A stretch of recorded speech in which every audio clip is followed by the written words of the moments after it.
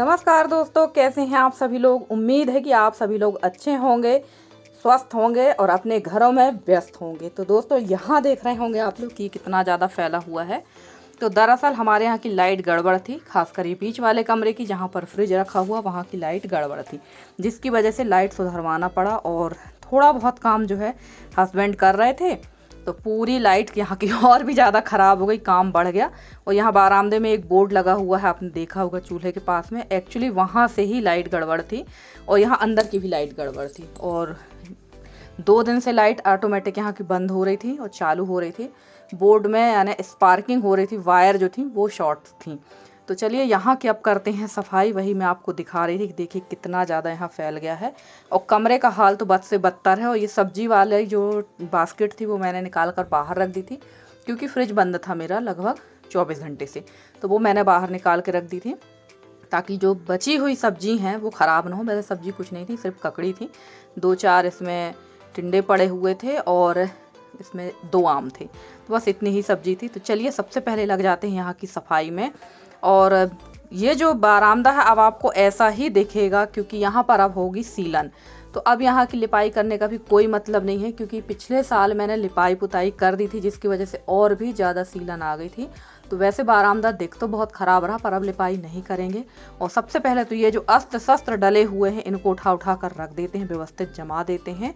और यहाँ धूल बहुत ज़्यादा हो, बीच वाले कमरे में तो इतनी ज़्यादा हो चुकी है। वैसे भी बीच वाले कमरे की लिपाई तो करना ही थी, तो मजबूरी बन गई कि वहाँ की लिपाई करना पड़ेगी। और यहाँ मैं कर रही थी सफाई, तो हस्बैंड ने झाड़ू ले ली हाथ से, कहा तुमसे नहीं बन रहा, लाओ मैं कर देता हूँ।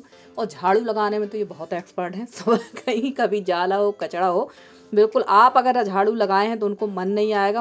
अगर वो फ्री हैं तो वो कहो आपकी झाड़ू लगाने के बाद दोबारा से झाड़ू लगा के उतना ही कचड़ा निकाल दें। तो चलिए यहाँ पर लगा देते हैं झाड़ू, इसके बाद अंदर वाले कमरे में भी झाड़ू लगाएंगे और लिपाई करेंगे। तो वैसे मैंने लिपाई तुरंत नहीं की थी, काफ़ी देर बाद की थी, क्योंकि खाने का टाइम था और ये काफ़ी लेट हो चुके थे, इनको 1 बज गया था जाते जाते। और घर के इसी तरह के काम जो छोट वाले काम हैं वो तो निकल ही आते हैं, और घर में हम 2 के अलावा तीसरा मेंबर तो कोई है नहीं जो बाहर की भाग दौड़ कर सके। तो कभी कभी लगता है कि 1 से 2 लोगों का होना घर में बहुत ज़रूरी है, ताकि वो घर के कुछ काम कर सके। पर चलिए कोई बात नहीं, जितना करेंगे उतना ही अच्छा है। और मेरा सोचना तो ये है कि अपना काम आदमी को खुद ही करना चाहिए, हर काम के लिए हमें डिपेंड नहीं होना चाहिए। पर ये लाइट वाले काम के लिए हमको यहीं गांव में ही एक लड़का है जो इलेक्ट्रिक का काम करता है, उसने कोर्स किया हुआ है पूरा, फिर उसने आके ये पूरी लाइट सुधारी। और काफ़ी टाइम लग गया, लगभग इसमें 3 से 4 घंटे लग गए थे। और यहाँ पर जो है ये अचार रखा हुआ है, सभी तरह का अचार है यहाँ पर। तो मैं इसके ऊपर इस तरह की चुन्नी डाल देती हूँ, पर ये खिसक जाती है और आप लोग देखते हैं कि हमेशा ही सुधारती हूँ मैं।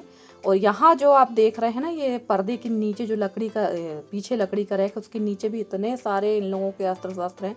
भगवान ही मालिक है, ऐसा लग रहा है जैसे गैराज हमारे ही घर में रहा हो कभी इन फ्यूचर, सॉरी भविष्य में इन फ्यूचर कहने, यहाँ पर गैरेज हम लोगों के यहाँ ही रहा होगा।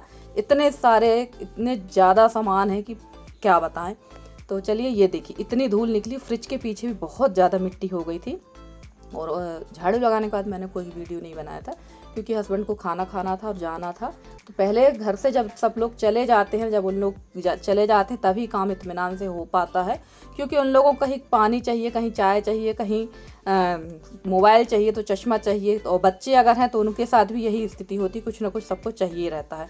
तो मैं सबसे पहले इन लोगों को भेज देती हूँ, उसके बाद काम करती हूँ। खाना वाना खा के मैंने भी थोड़ी देर आराम किया था, उसके बाद मैं यहाँ पर लिपाई कर रही हूँ, यानी लगभग दोपहर टाइम पे।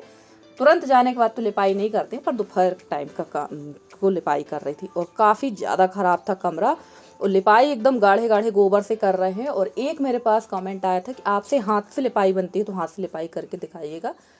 तो वैसे तो लिपाई हाथ से ही हो रही है, पर मैंने कपड़ा रखा है हाथ के नीचे, इसलिए आपको पसंद नहीं आती होगी।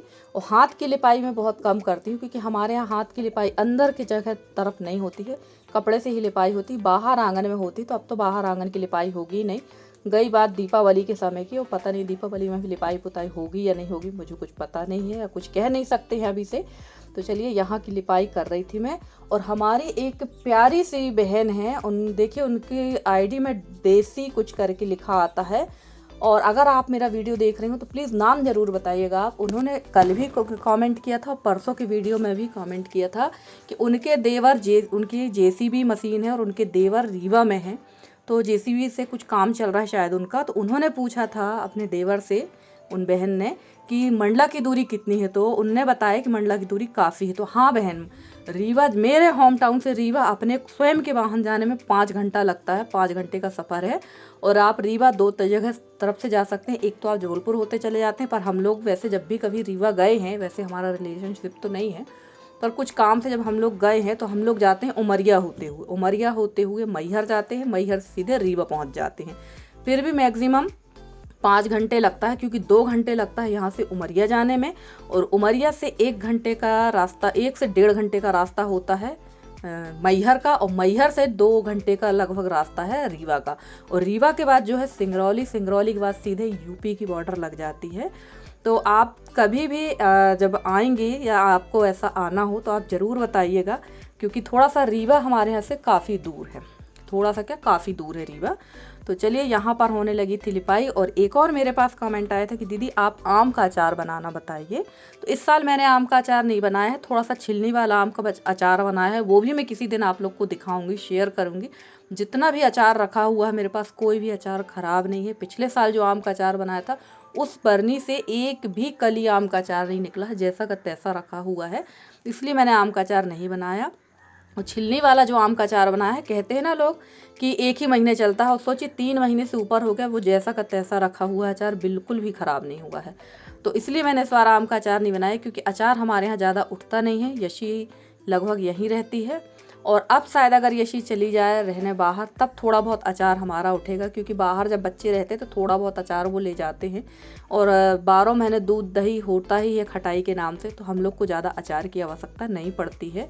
और पहले लगता था अचार, ऐसा नहीं है कि पहले अचार नहीं लगता था, पहले तो बहुत अचार खाते थे, पर अब अचार कम ही खाने लगे हैं। और वहाँ मैं लिपाई करके फ्री हुई थी, तब तक यहाँ होने लगी थी अच्छी घनघोर बारिश। तो बारिश के दिन है भैया, तो बारिश तो होगी ही, और काफ़ी ज़्यादा बारिश हो रही थी, और मौसम काफ़ी ठंडा हो गया है। लगभग कूलर पंखे तो आपने देखे ही, कुछ सब बंद हो चुके हैं हमारे, सब हमने रख दिए हैं। और बारिश जब खुलती है, हल्का सा मौसम जब धूप वाला होता है ना, तब थोड़ा सा गर्मी लगने लगती है। तो ये स्थिति सभी जगह होगी। और चलिए, या उसके बाद मैंने कोई भी क्लिप नहीं बनाई थी, और अब मैं मिलूँगी आपसे सीधे सुबह दूसरे दिन। तो सब्जी कुछ भी नहीं थी, और ये वीडियो कल का ही है। आप रेगुलर वीडियो देख रहे हैं, कोई भी वीडियो पुराना नहीं है, तो आप रेगुलर वीडियो ही देख रहे हैं। तो यहाँ पर मैं बनाने लगी थी मींजा, क्योंकि सब्जी मैंने बताया ही कुछ नहीं था। फ्राइडे आते आते तक सब्जी ख़त्म ही हो जाती है, और बारिश के दिनों में ना ज़्यादा सब्जी स्टोरेज भी नहीं होती है। आप कितने भी अच्छे तरीके से सब्जी रखेंगे, सब्जी फ्रिज में रखें या बाहर रखें, सब्जी ख़राब हो जाती है। पिछले बार काफ़ी सारे टमाटर हस्बैंड लेके आए थे, पर वो सारे टमाटर ख़राब हो चुके हैं। छोटे छोटे टमाटर थे, क्योंकि इस समय जो है हस्बैंड को भी टाइम नहीं मिलता, काफ़ी शाम हो जाती है मार्केट जाने पे उनको। तो जो सब्जी सुबह तो अच्छी खासी सब्जी छट जाती है, जब लास्ट सब्जी थी तभी ये पहुँचे थे। और जो टमाटर आए थे वो ख़राब भी थे काफ़ी, जैसे ही लेके आए तो मैंने बोला भी था कि सब्ज़ी ख़राब है। तो टमाटर ख़राब हो चुके हैं, 2-3 टमाटर ही बचे थे, और प्याज और आलू थे। तो मैंने सोचा चलो बहुत लंबे समय से मींजा नहीं बनाया है, तो आज इसी की सब्ज़ी बनाते। तो यहाँ मैंने बेसन को छान लिया है। आप अपने हिसाब से बेसन ले सकते हो, बस थोड़ा थोड़ा पानी सींच कर, जैसे मैं थोड़ा थोड़ा पानी सीखती जा रही थी और हाथ चलाते जा रही थी। तो इससे क्या होता है, हल्की हल्की जो बेसन की गोली बन जाती है। और ये प्रोसेस कम से कम 3 से 4 बार करना पड़ता है। देखिए चाल के मैंने इतना निकाल लिया है। और अगर आपको घर में मेंबर ज़्यादा है तो दोबारा से फिर इसी बेसन में पानी सीखते जाइए, हाथ चलाते जाइए, और फिर से आप निकाल सकते हैं। तो ऐसा ये जो मींजा है, मैंने 2 बार में इतना बनाया था। चाल के रखती जा रही थी, कम लग रहा था, दोबारा से बनाया। और इसको अगर आप शुद्ध घी में भून कर बनाएंगे तो ये बहुत टेस्टी लगता है, पर मैंने शुद्ध घी में नहीं भूंजा था, तेल में भूंजा था। और इसको एकदम लाल सेक लेंगे हम लोग, थोड़ा सा तेल डाल के इसको अच्छा लाल सेक लेंगे। और सच कहूँ, ये सब्ज़ी इतनी बढ़िया लगती है ना। जब पुराने समय में सब्जी वगैरह का इतना जुगाड़ नहीं रहता था ना, तो हमारी जो दादी लोग थी वो इसी तरह के जुगाड़ कर करके सब्जी बनाती थी। अब तो हम लोग थोड़ा सा इसमें चेंजेस कर लिए हैं कि प्याज डालने लगे हैं, टमाटर डालने लगे हैं। पहले तो इतना गांव, जो अब के गांव आप देख रहे हैं, ये पहले आज के 40 साल पहले वाले गांव नहीं हैं। पहले के गांव तो और भी ज़्यादा कहना चाहिए बिल्कुल जो टीवी सीरियलों में दिखाते हैं वैसे ही वाले थे। अब ऐसा नहीं है, अब तो हर चीज़ उपलब्ध है, गांव-गांव में हर चीज़ आपको मिल जाती है। ऑनलाइन घर बैठे आप शॉपिंग भी कर सकते हैं। तो काफ़ी डेवलपमेंट है भैया हमारे क्षेत्रों में तो गाँव का। तो चलिए ये काफ़ी अच्छे से भुन गया है और इसमें डाल देंगे तेल। अब आप सोच रहे होंगे प्लास्टिक की बोरी मैंने यहाँ क्यों डाल रखी है, तो क्या हुआ है, पीछे से आ रहा था पानी जो आप लोग देख रहे होंगे, तो यहाँ काफ़ी ज़्यादा शीत हो गई है। और जो नए पुराने सब्सक्राइबर हैं जो रेगुलर वीडियो देखते हैं उनको तो पता है कि दिक्कत है मेरे घर में, पर जो नए आएंगे वो कह के चले जाएंगे भाई गंदगी है। तो चलिए कोई बात नहीं, आप लोग पहली बार आएंगे तो बोलेंगे ही। और यहाँ मैंने डाल दिया था तेल, उसमें डाल दी हींग, राई, जीरा, सौंफ, मीठी नीम और उसके बाद डाल दी है सूखी मिर्च। सूखी मिर्च आप अपने हिसाब से डालें। और डाल दी है मैंने यहाँ पर प्याज। तो चलिए प्याज जब तक हमारी भुनेगी, और ये बचा हुआ बेसन है जो मैंने चाला था उससे बचा हुआ बेसन, इसी बेसन को घोल लेंगे। और ज़्यादा बेसन नहीं लगाना है क्योंकि थोड़ा सा ही पतली ही अच्छी लगती है ये सब्ज़ी, और ये रखे रखे काफ़ी गाढ़ी भी होती है।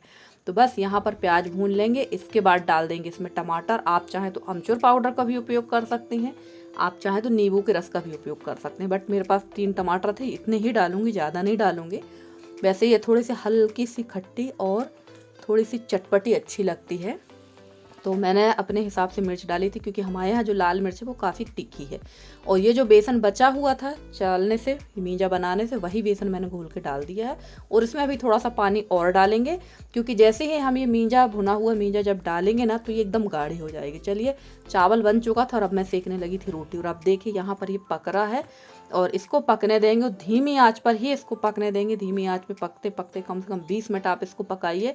इसका ऑटोमेटिक जो ये बेसन हम बना रहे हैं ना कढ़ाई में, इसका कलर चेंज हो जाएगा। मींजा तो हमारा भुना हुआ रखा ही है, इसका एकदम कलर चेंज हो जाएगा। ये खाने में बहुत सौंधा लगता है, एकदम सौंधा सौंधा लगता है।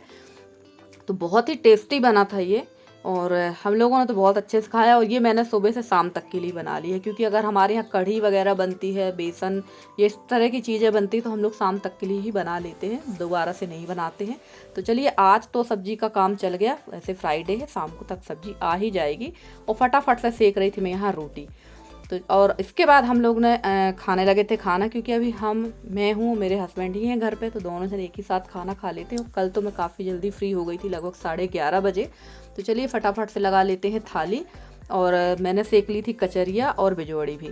और फ्रेंड्स, आप लोगों को मेरे वीडियो कैसे लगते हैं? अगर आप लोगों को मेरे वीडियो पसंद आते हैं तो प्लीज़ वीडियो को लाइक करिएगा। चैनल पे नए हैं तो चैनल को सब्सक्राइब करके अपना प्यारा सा सहयोग और स्नेह मेरे साथ बनाए रखिए, ताकि मैं आप लोगों के लिए ऐसे ही अच्छे से अच्छी वीडियो लेकर आती रहूं। मेरे जितने नए सब्सक्राइबर हैं, पुराने सब्सक्राइबर हैं, जितने भी मेरे व्यूवर्स हैं, मैं सबका तहे दिल से धन्यवाद कहना चाहती हूँ।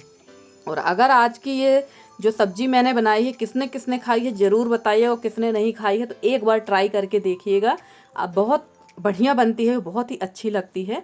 और जिसको इस तरह की सब्जी खाने का मन होता होगा या इंटरेस्टेड होता होगा देहाती खाने में ना, वो ज़रूर बना के खाएगा। और हमारे यहाँ देहात में हर घर में ये 1-2 बार साल में तो बनती ही होगी, चाहे सब्जी रहे या ना रहे, शौक से लोग खाते हैं। तो चलिए आ जाइए आप लोग भी गर्मा गर्म मींजा भात और रोटी खाने के लिए। तो चलिए, इसके बाद मैंने कोई भी क्लिप नहीं बनाई थी क्योंकि आपने देखा ही था बारिश होने लगी थी, तो मैंने कोई क्लिप नहीं बनाई। और ये सीधे रात को मैंने क्लिप बनाई थी। देखिए यहाँ पर जो है जैसे उरिया आंगन में धार लग जाती ना, वैसे ही धार लगी थी। और इस टब से, ये जो ब्लैक वाला टब देख रहे हैं, ये बहुत बड़ा टब है, इससे कम से कम मैंने 4 टब पानी फेंक दिया है।